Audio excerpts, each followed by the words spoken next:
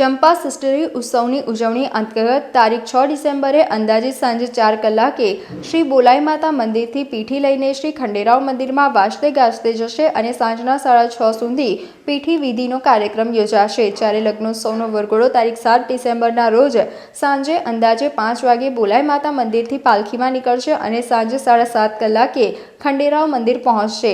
ચંપાષ્ટમી ઉત્સવના ભાગરૂપે આજથી ભગવાન ખંડોબાના રુદ્ર અભિષેકનું આયોજન કરવામાં આવી રહ્યું છે।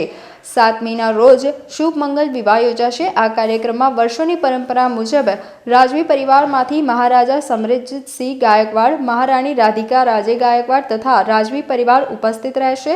ઉલ્લેખનીય છે કે શ્રી ખંડોબા ભગવાનને પીળા રંગનું ચંપાનું ફૂલ અત્યંત પસંદ છે અને માગસર સુદ એકમથી ભગવાનના વિવાહનો પ્રસંગ શરૂ થાય છે અને છઠના દિવસે પૂર્ણ થાય છે, એટલે આ ઉત્સવને ચંપાષ્ટમી ઉત્સવ કહેવામાં આવે છે। અમારું જે ખંડોબાનું નવરાત્ર છે એ શ્રીમંત સમરજીત ગાયકવાડ થ્રુ બધું કાર્યક્રમ ચાલે છે। 2 તારીખથી રોજનો અભિષેક અને બપોરે ભજન હોય છે 3 થી 5। આ રેગ્યુલર 6 દિવસ ચાલે છે અને 7 તારીખે એક હળદીનો પ્રોગ્રામ બહુ મોટો હોય છે। જે લગ્ન માટે જેને હળદ જોઈતો હોય તો અહીંથી પાસ આપે છે અને એ વખત હળદીના પ્રોગ્રામવાળા બહુ બધી ભીડ થાય છે બહેરોની હળદ લેવા માટે।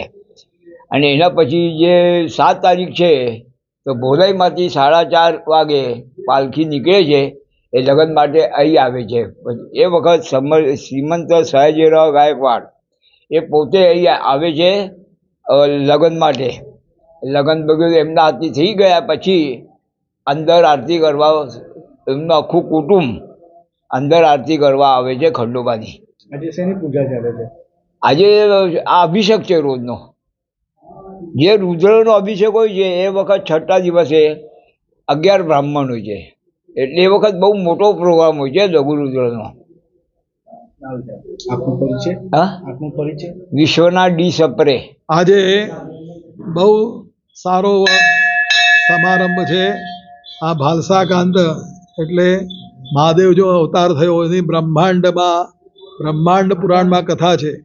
મલ્લ અને મણિ નામના અસુરોએ બહુ ત્રાસ આપ્યો હતો, આખા જગતને ઊંચા નીચા કર્યા। ત્યારે બધા ઋષિઓએ દેવોએ ભગવાન મહાદેવજીની પ્રાર્થના કરી, એટલે આ મલ્હારી માર્તંડ ભૈરવનો અવતાર થયો। એમને અવતાર લીધો અને મણિમલ્લને યુદ્ધમાં જીત્યા છે। મણિ રાક્ષસ જ્યારે મરતા હતા ત્યારે એમને વર માગ્યો કે મારું પ્રેત તમારા ઠેકાણે રાખો પગ નીચે, એટલે એમના પગ નીચે એનું છે। અને આ મલ્લાસુરે જે ઘોડાનું રૂપ લીધું હતું કે મારું ઘોડાનું રૂપ તમારી સામે રાખો, એટલે નંદી સાથે ઘોડો છે, બરાબર। અને આ બધું યુદ્ધ પરિપૂર્ણ થઈ ગયા પછી હવે શંકર ભગવાન કહે છે ચાલો અમે હવે કૈલાસમાં જઈએ। ત્યારે બધાએ કીધું કે તમે કૈલાસ તો પાછું બીજો કોઈ રાક્ષસ થાય તો અમારું શું? ત્યારે એ ભગવાને 2 શિવલિંગ નિર્માણ કર્યા, જે જેસુરીમાં છે તે ત્યાં એ પ્રતિષ્ઠિત થયા અને 2 શિવલિંગ છે દરેક ઠેકાણે નહીં, એ શિવલિંગ રૂપે એ આ મલ્લાસુરનો આ ચંપા ષષ્ઠી જે તમારે માગસર માસની 6ના દિવસે એમણે આ સ્થાપના થઈ, એટલે એનો ઉત્સવ ચાલે છે।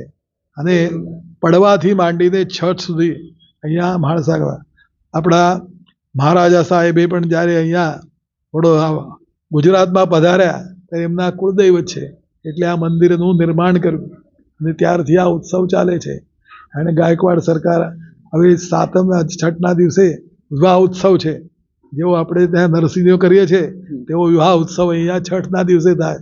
ત્યારે મહારાજા પધારે અને અહીંયા ભગવાનનું લગ્ન ઉત્સવ થઈને પછી આ ઉત્સવ પરિપૂર્ણ થાય છે।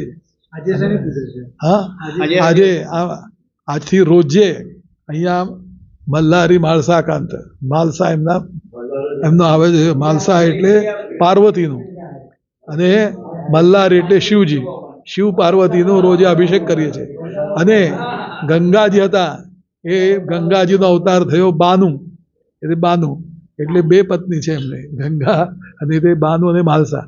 અહીંયા માલસા છે અને મલ્હારી રોજે અહીંયા રુદ્રનો, કારણ કે રુદ્રમાં ભગવાનના બધા નામોનો નમસ્કાર કર્યો। રુદ્રનો બહુ મહાત્મ્ય છે, એ રુદ્રના એનાથી અભિષેક કરવાથી બધા ઈચ્છાઓ પરિપૂર્ણ થાય અને દરેક નામની પાછળ નમો હિરણ્ય બાહવે સેનાને દિશા છે નમસ્કાર. એ રુદ્રમાં 161 નહીં, 200 300 400 વાર ભગવાનને નમસ્કાર કરવાનો છે.